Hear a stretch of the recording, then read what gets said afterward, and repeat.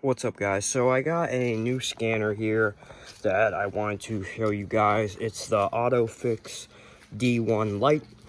It's about 320 bucks. And if you're familiar with Autel, then you're probably saying to yourself, this looks a lot like the Autel.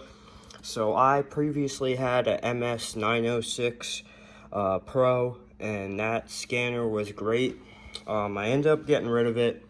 I paid about $1,300 for it online, brand new, and I know people have paid more. So I wanted to show you guys this because it's only 320 bucks, and it's made by Autel, and it runs, like I said, on the same software and everything.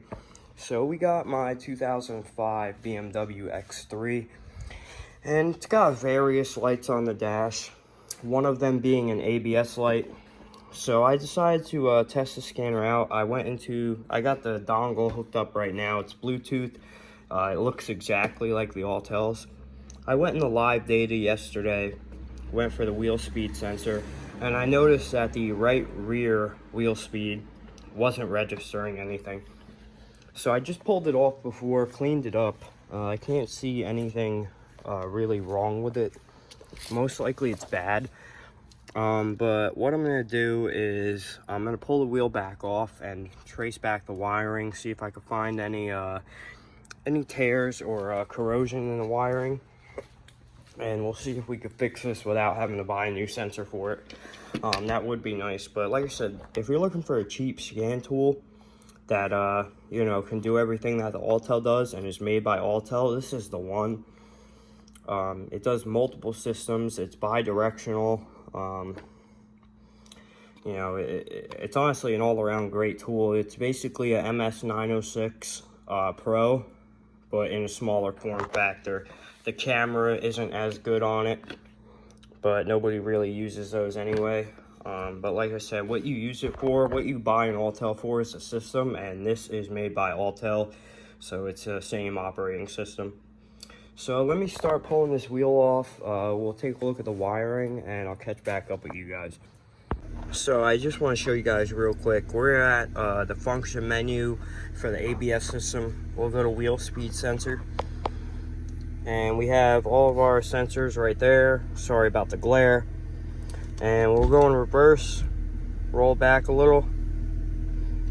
We have values on all of them except for the right rear drive.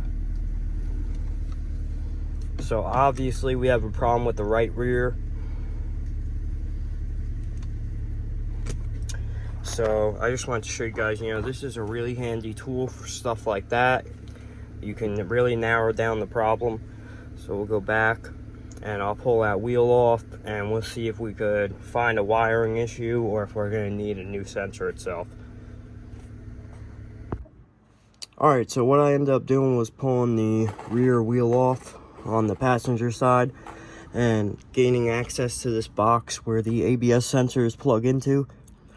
As you guys can tell, it's wet, dirty, spider webs, and probably corrosion in there. So I'm going to pull these wires out and see what kind of condition they're in and see if we could repair this sensor. If not, we'll replace it.